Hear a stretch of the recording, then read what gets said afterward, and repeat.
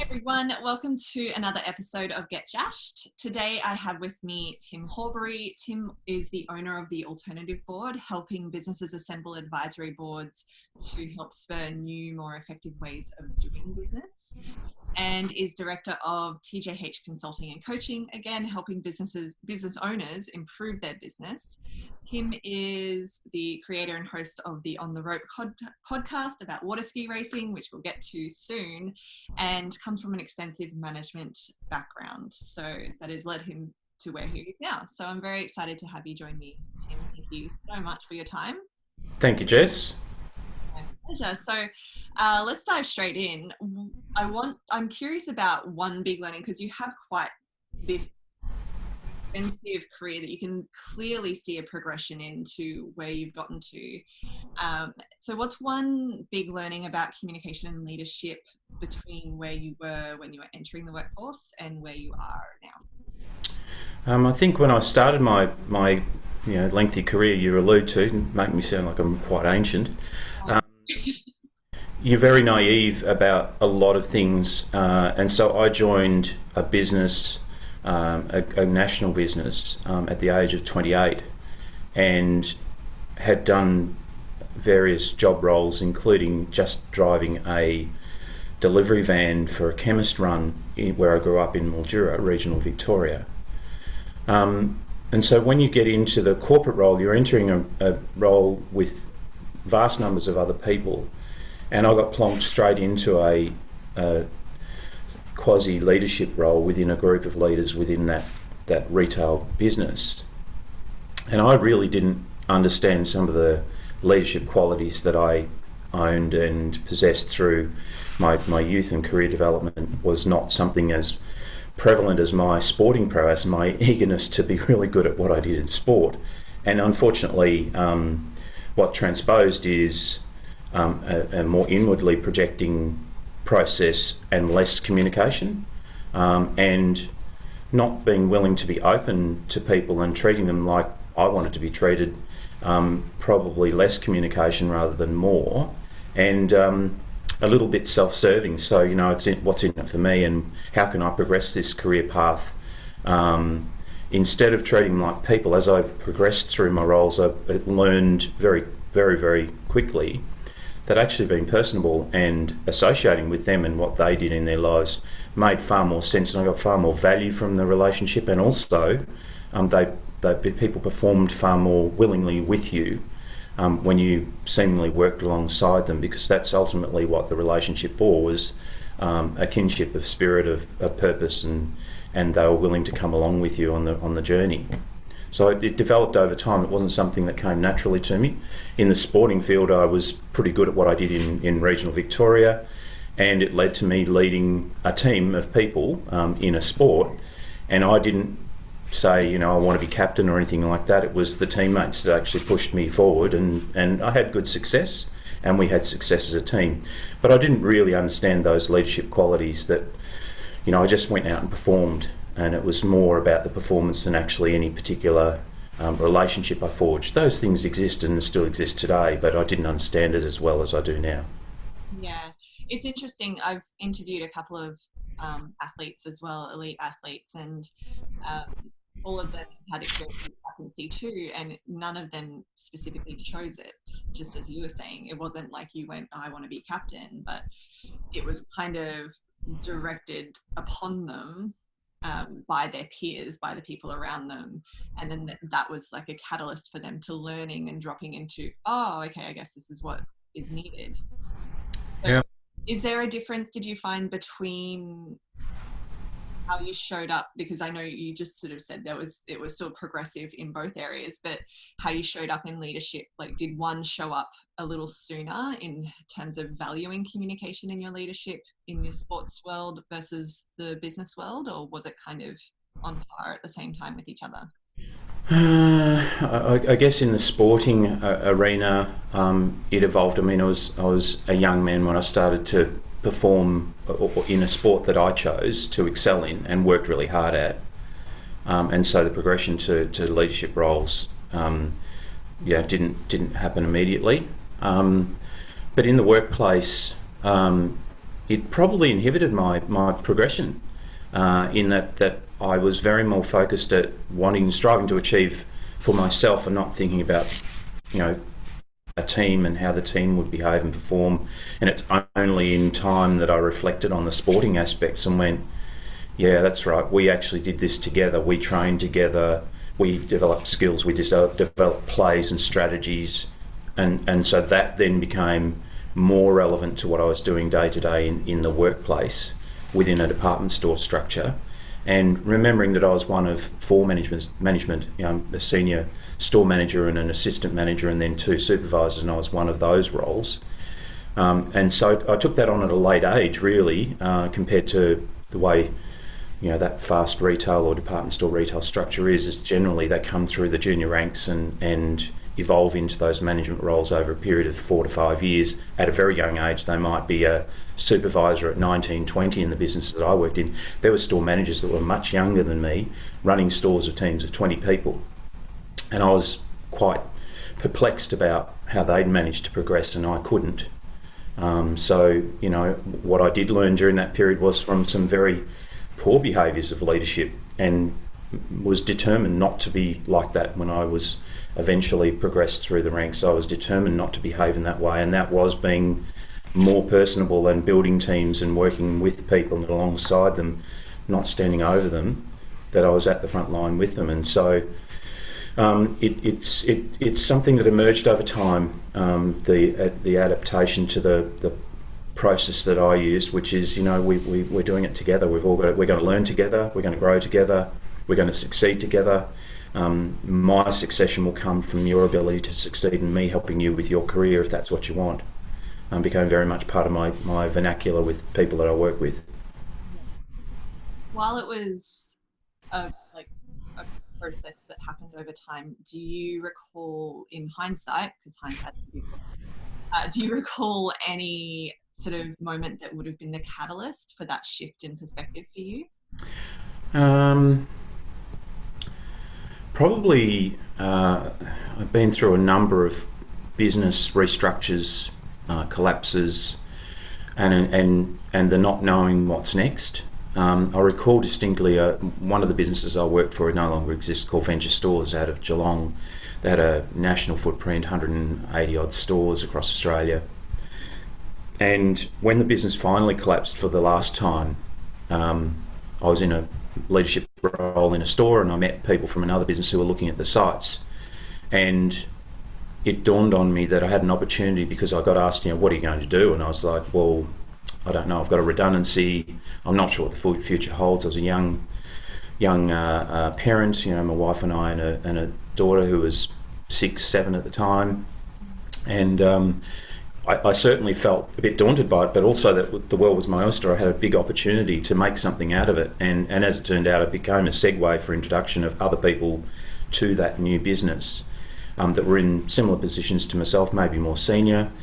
And it dawned on me then that was a leadership process that I undertook, that it wasn't just about me, it was about a number of other people that I was caring for, and a number of the employees of that previous business all got jobs out of it as well. So it made me feel really good about what I did, and that really dawned on me then that it was more than just me. It was about what I did with those people, and gained a great deal of respect from that process, and that really grew me as a leader in that environment of employment, where I started to focus on developing people and recognising some of their attributes and where they needed to perhaps improve their personal performance, and identifying that with them, and really working on an individual basis, one-on-one with them, to progress their careers and develop them into store managers of the future, which some of them are now. In fact, my wife's just gone back to work since our return to Adelaide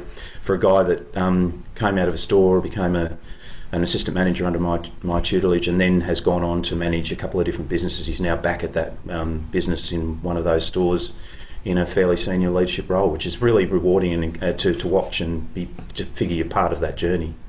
Yeah, it seems like there is that sense of reward and enrichment in what you're doing, just in the way that you're speaking about it, when you're talking about how the elements of where there's been more connectedness between you and the people around you versus where you were just in it for yourself?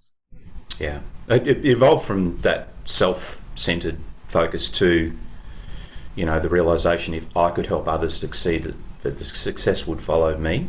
So it's still very self-serving, but on a far different level, and not so worried about with the end in mind, not so worried about what that might look like, because it would be what it would be. My efforts of working with people and helping them succeed would lead to whatever opportunities arose in front of me, and they did as time evolved. And through several different company failures, not through hierarchical investment decisions, not something at my level that I had any real influence on. So that was frustrating, but it's part of the journey. So you learn from mistakes and you grow.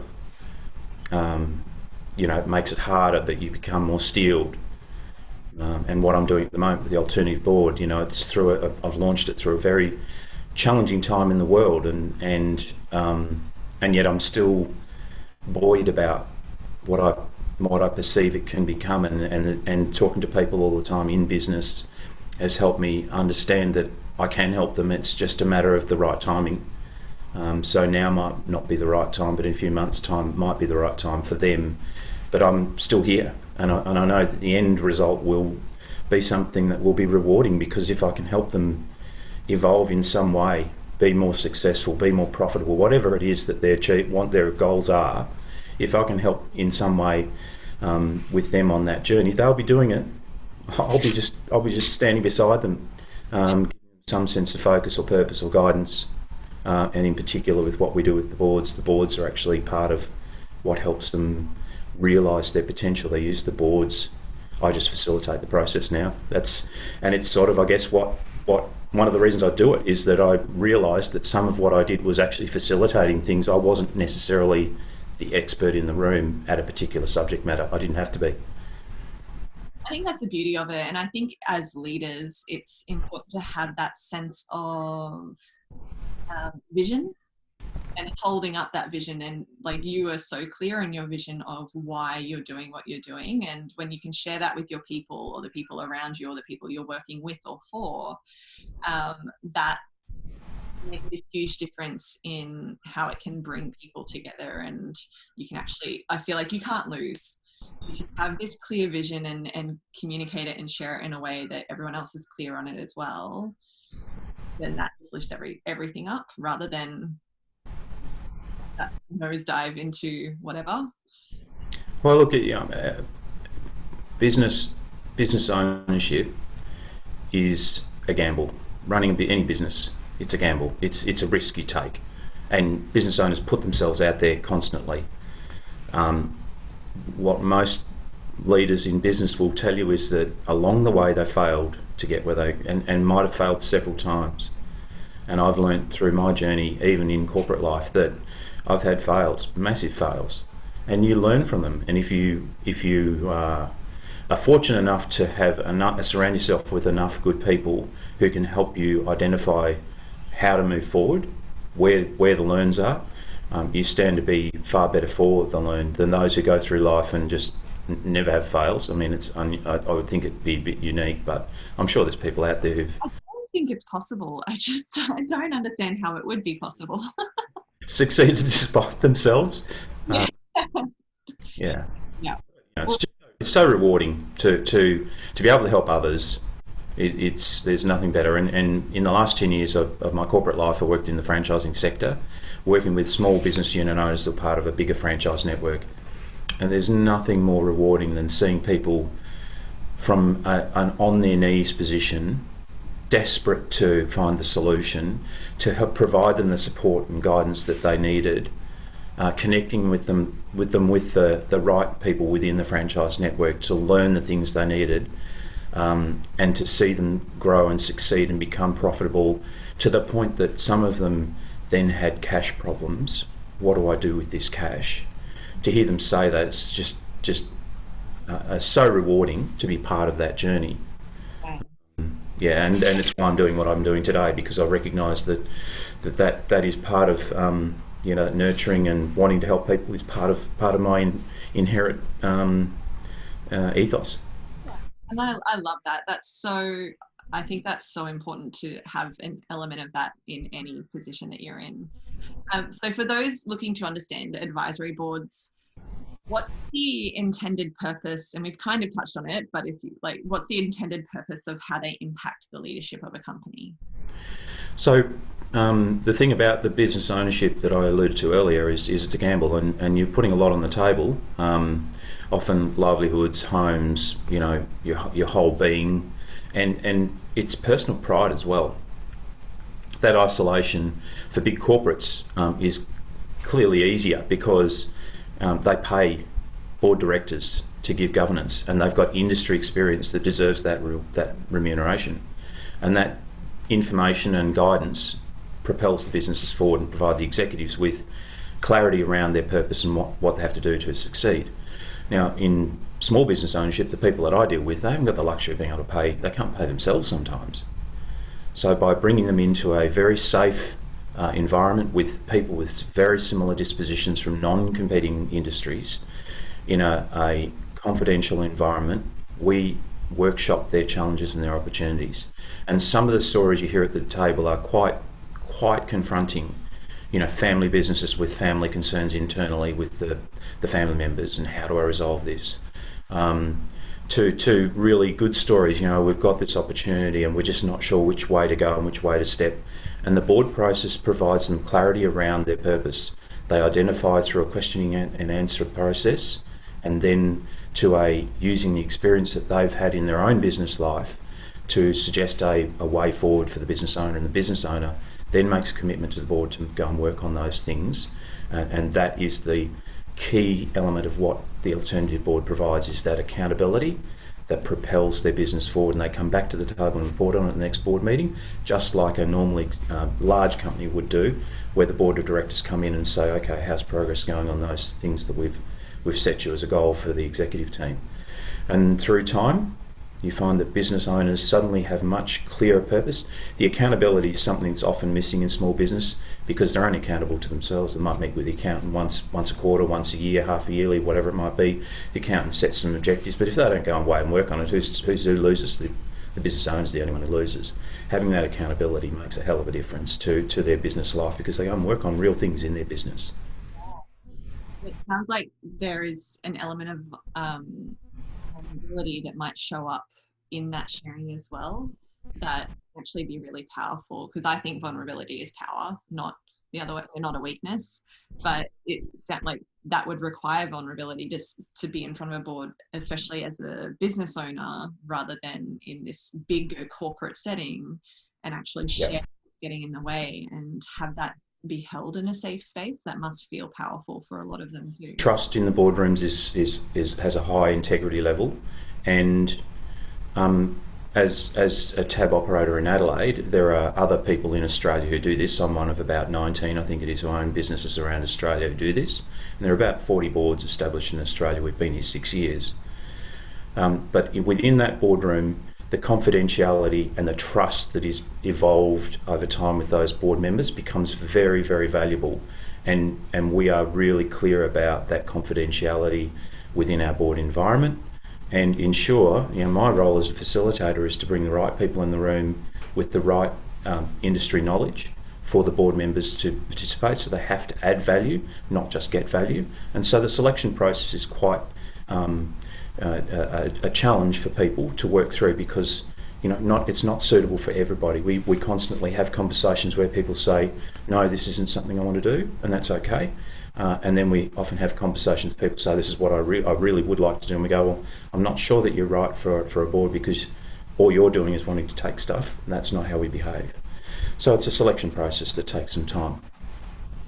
A lot of integrity in it. Switching gears a little, but still involved in communication with your podcast. It's called On the Rope Podcast. So it's about water ski racing, just to clarify, if you are searching for it, that's the one you're looking for. You've mentioned that there was a certain genesis of that in how it came about and the role communication played in that. Can you share a little bit about that?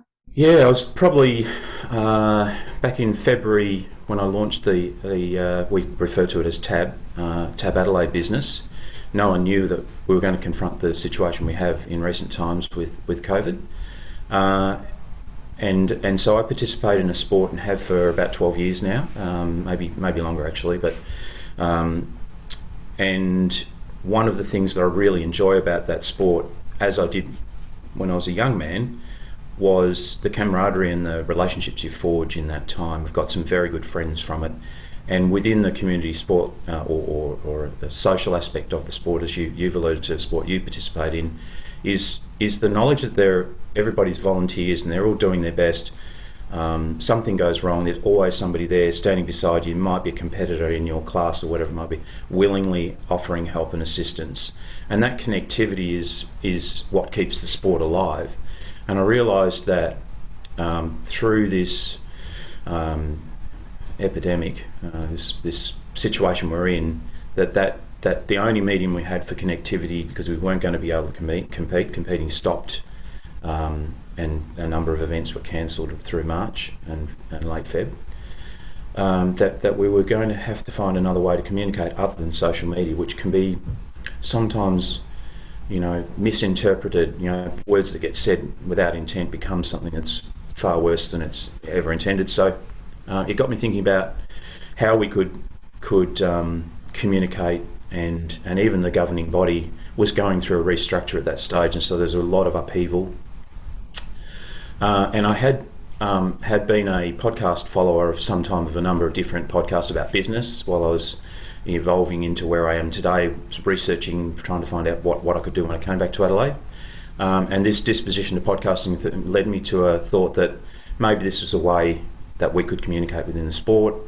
And I reached out to a couple of people, particularly early on, floated the idea with them and said, what if we were able to bring together a group of people that could contribute, so it didn't rely on just us three, and everyone would contribute, and as a team we could evolve a communication method, and floated the idea around some of the methods and so forth. And before I knew it, we had a team of I think about 9 people, all with varying elements of contribution, and so I set the structure up for it, and we started talking to people about sponsorship, and evolved into using the Zoom tool that I've used for some years now as a method of us getting together as a panel. And so there's a panel of about 6 or 7 people who sit in a panel and talk about varying interviews that have been done by the panel members, and it's evolved into something that's really reconnected people within the sport. There's a lot of feedback we're getting, and people wanting to be interviewed, and offering suggestions about people that should be interviewed. And so we've built this connectivity that's really quite surprised us, caught us out. It's what we hoped for, but we hadn't hoped it. We had no clue it was going to become so popular so quickly. Out of just I guess an idea and a decision that I made, and said, well, I'm just going to give it a go. I was talking to somebody who from the Alternative Board, a potential member here in Adelaide at the time, and I said to him, this is what I'm thinking about doing. He was involved in his marketing firm in podcasts, and he said, mate, you just got to stop talking about it, go and do it. And I went, okay, that's the nudge I needed. And then when I talked to the first 3 people about it, one of them said to me, Tim, you've just pushed me over the edge. I've got a list of people I want to interview. I've been talking about doing this for a while. You've now given me the momentum, and now I feel like I can contribute, because we're going to have a team of people doing it, and it's become what it's become. Yeah. Really rewarding, but it's got its challenges, because the communication method we use, which is just simply Facebook Messenger in a group chat to talk about where we're at with certain things, and also some fun banter that goes on amongst us. And I selected a group of people for varying reasons, identifying that within any sport you've got to have certain elements. So certainly at the top end of the sport, people who've succeeded, certainly a female perspective, certainly a disabled perspective, because we have disabled competitors in that water ski racing, would you believe, one of the fastest sports and most dangerous sports going around. And also the youth element, and particularly a humour from one of them. And then we needed professionalism around presentation and compare type values that we brought into the room as well. So as it would happen, he had a TV background and a radio presence at the moment, and was able to provide capability.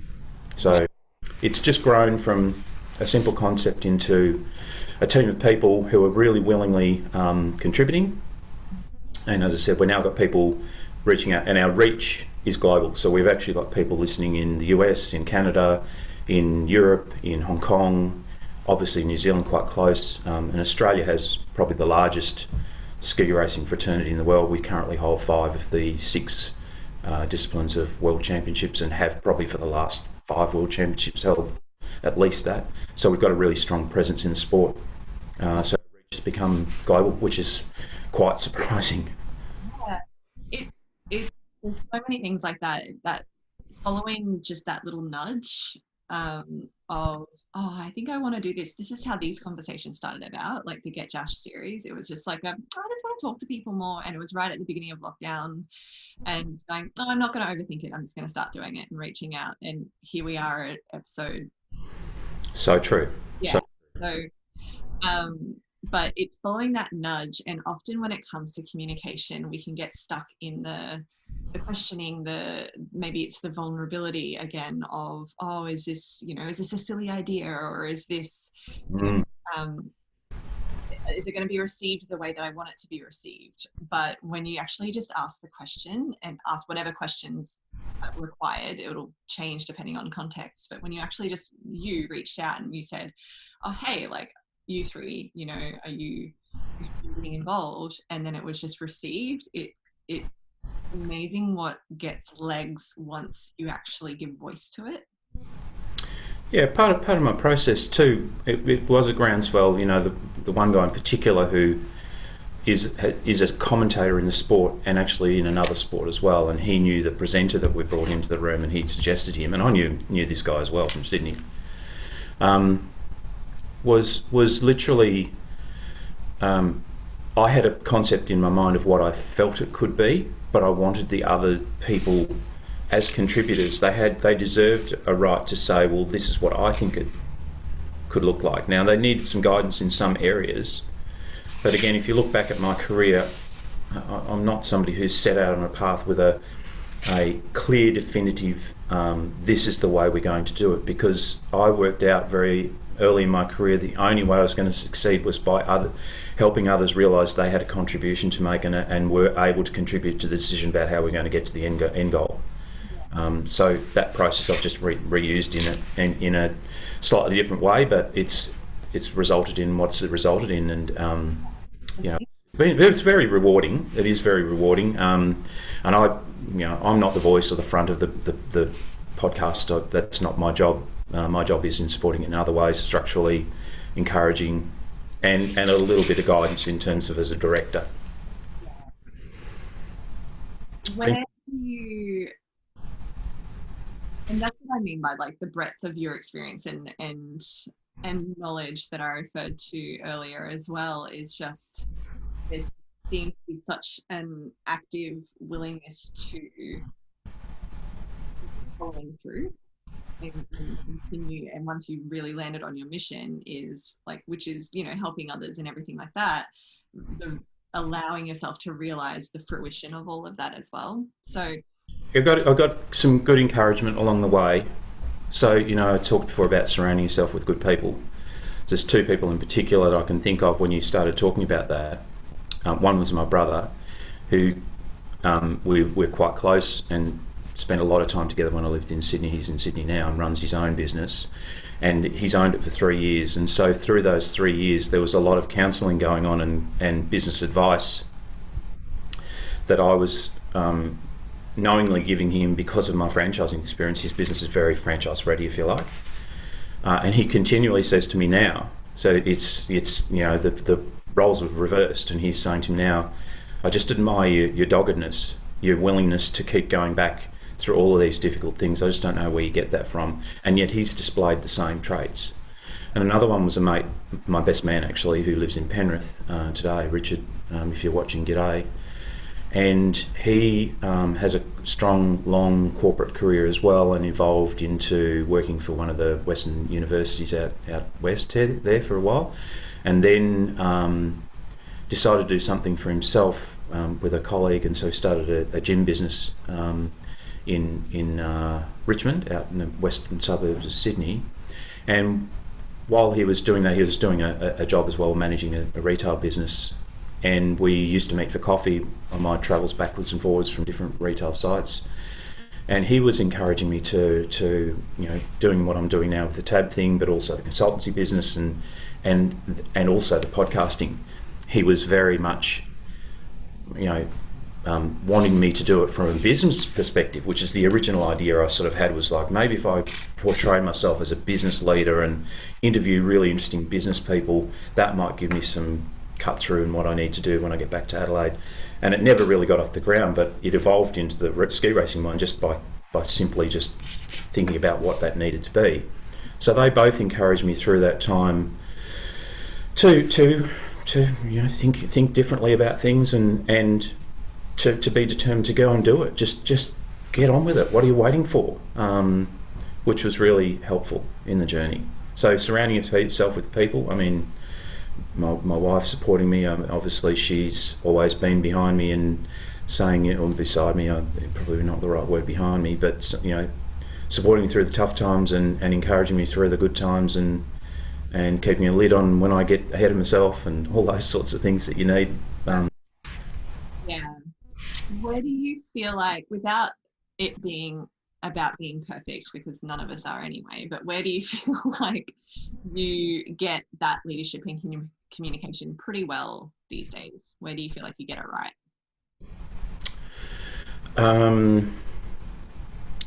Treating people with respect. I mean, I was probably built to do some parts of what I'm doing now, in that I'm quite curious. So, when you first reached out to me, I was quite curious. I didn't really truly understand what it was about. But I'm curious when I'm interviewing people.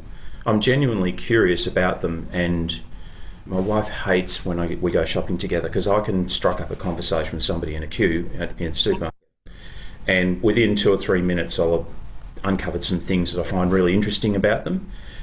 So I've recognised now, doing what I'm doing, that curiousness is a great attribute to have, because you're showing interest in other people, and I think that's probably the disposition that has helped me get to where I am today. And by being personable, you gain trust and rapport with people, that they're willing to have a conversation with you, and the journeys of the people that the friendships have last is where it's reciprocated, and that you become quite interactive about different elements of your life. So I think that's what it is. It's just ultimately that and as a young man, I was quite introverted. I would never have been somebody to stand up in front of a crowd of people and talk, for example. That did not come naturally at all. I think that's a really good thing to point out, is that it just because something doesn't come naturally, like I identify with introversion more than extroversion, but I do feel like and step up, and like I love public speaking, which is really weird for an introvert, but it is identifying that even if you identify with one thing, it doesn't mean that you can't build the skills and the confidence to still step into it if and when you need to. It's practice. At the end of the day, I admired people who were able to do it, so that led to conversations with them to understand how they were able to achieve the capability to do it, and also gain confidence, I guess, in the roles that I undertook as my career path developed, that led to the need for you to speak. But because you're speaking to people that you knew and trusted, it became a little easier, I suppose. But yeah, it definitely, it's practice. Everything's practice. Learning. Yeah, definitely. And speaking of practice, where do you feel like there's room for improvement for you? Well, I'm still perfecting what I'm doing at the moment, recruiting board members, and so every day is another learn, and every one of us who's in the tab business undertakes that journey. I've had to convert from a corporate person to running a business, and that's a very different mindset. So that takes time. Retraining my brain is what I call it, because I have to think differently before I speak.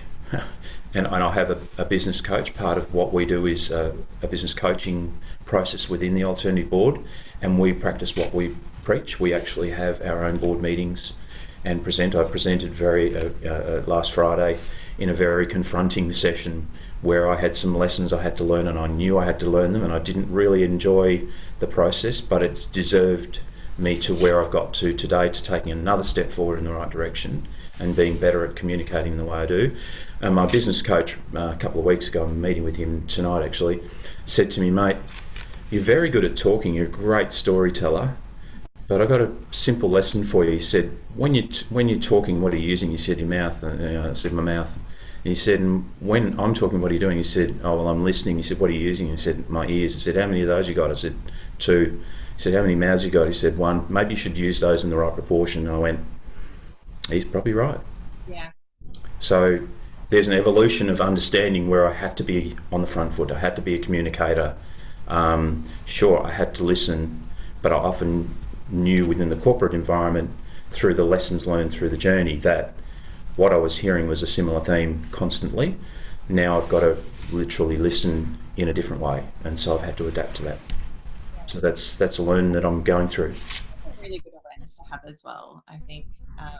And I feel like probably not isolated to just you either. I think probably everyone a little bit. And last question for you, where do you feel like there's room for improvement needed in leadership and communication? Like the most room for improvement needed in those areas in business? In business? Like groups like that have to work together in some way. I think there's a really good example that's very topical at the moment, and that's in the leadership of our Australian government and government bodies. The work that they've done across the states to create this national body to make decisions about how to manage the situation is a really clever way of adapting to the situation. So I think you can look to that and go, there's the politics it wasn't about which party you served or which bench you had for. It became about a collective decision that we have to do this together, and we have to put that stuff aside, because if we don't, we're not going to succeed at this. And by the way, if we get good at this, we might continue it, because it's actually a really good idea. And it's evolved into something I think that's really going to help us as a country. So there's an example we can take from it that if we're prepared to put aside differences and really consider, really listen and understand the challenge, that working together as a collective we can actually move forward. I think it's a great lesson right now. It's happening right in front of us.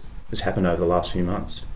I think it's really needed, especially, to a degree, but also countries like the States where everything's like you're either red or blue. It's such divisiveness. Look, I'm not a massive Trump fan. But he's done some great things for the country. But it's interesting that he's now gone back to suddenly briefing on the government sort of response to COVID and the situation. And he said this morning it's going to get worse before it gets better. Now, he's not talked like that, but he's learned, because he knows he's got an election coming up and he needs to talk differently to win voter support again. So leaders adapt. Yeah, it's putting aside differences, or the need to, whether that's happening yet or not completely everywhere. It's the need to decide the differences for the collective. It's a far different challenge, of course. Larger population, very disjointed political system compared to Australia. That was just an example, because there's such divisiveness there in politics, but as an example of politics aside, seeing divisiveness within groups where you need to actually work together. Yeah, absolutely. Sorry we had to go there. It's fine. In 10 years' time, that'll all have been forgotten, of course. It'll mean nothing. Hopefully this interview will be upheld in great regard. Yes, exactly. That's the spirit. Thank you so much for joining me today, Tim. I really appreciate your time and everything that you have to share. There's definitely lots of wisdom in that, and how we can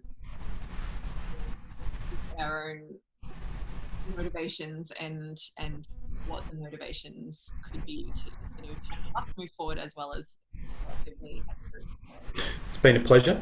I hope it's of value to some of your followers, your podcast listeners. I really like the series. It's great. It's a great initiative.